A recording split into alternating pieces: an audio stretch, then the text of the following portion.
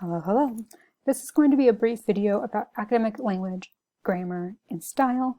It's meant just to introduce you to some components of this, but the articles I have attached in the video and on the page for this week are meant to be more supplementary and detailed.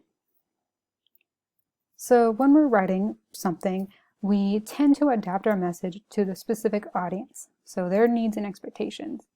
For example, if you were selling like chocolate, the way you sell that chocolate to a child is a lot different than the way you would sell it to an adult or a professor.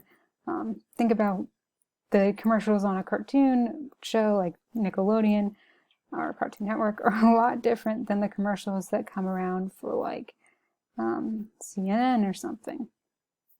They're all just examples of adapting for our audience.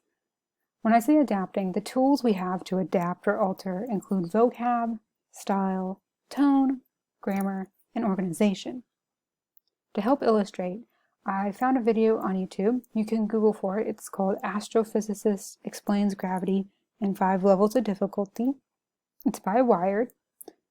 For the video, observe the first part where the astrophysicist talks to the child, and then jump ahead to watch as the astrophysicist talks to the grad student or expert.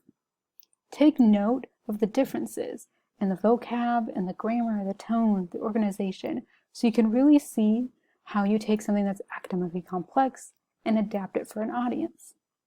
So for our papers, though, we kind of already know our audience. An academic, a scholar, administrator, someone who's already familiar with his field but needs to be refocused with your specific specific research question. Knowing that, it will help us to just outline right now what expectations academics have for writing.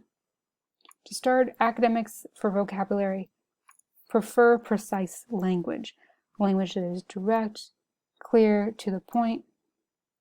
The reason being that if you have precise language, there's little room for confusion and little room for bias.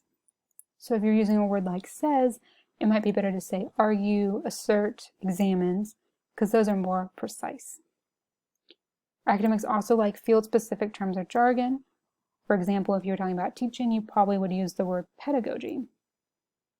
For style, academics like to be concise and direct, or use active voice, where the doer of the action comes first. This is because it's very clear then what is happening, and again, there's little room for confusion. Academics also prefer an analytical style, so no bias, no opinions, no feelings.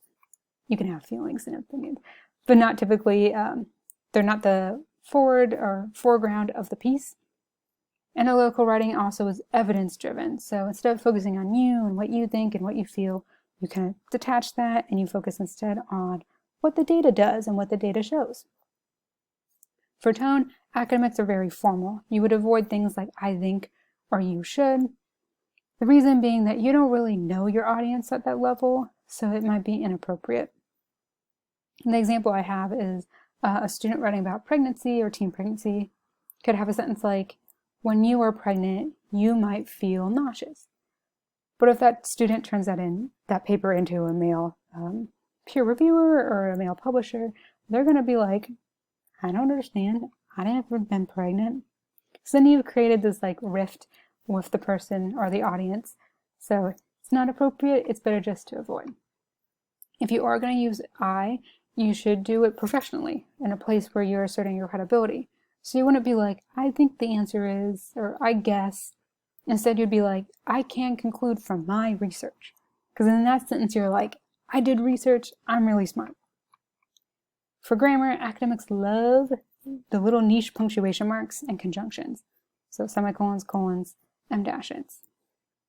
This is because those punctuation marks and conjunctions emphasize relationships. For analysis, our goal is to break things down and then put them together, emphasizing the relationship between parts. So if that's our goal analysis, these grammar, punctuation marks, and grammar structures inherently set up for that.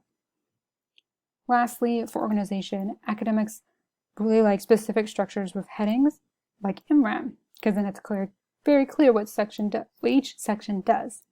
What? Sorry, bad language today.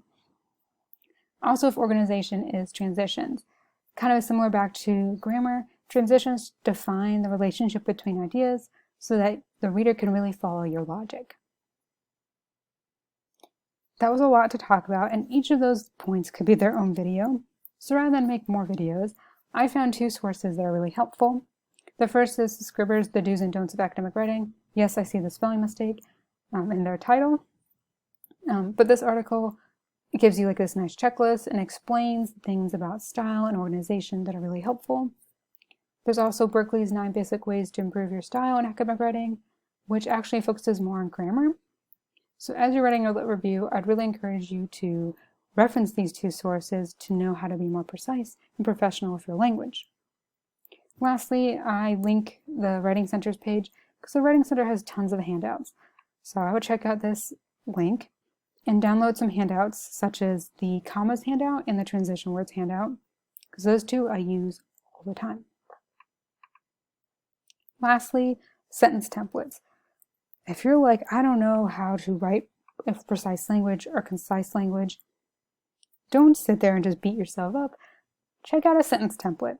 So under Files, Unit 4, there's a subfolder called Language Sentence Templates with documents that just list already precise, concise sentences for you to use. They're kind of guaranteed to work, so why not use them?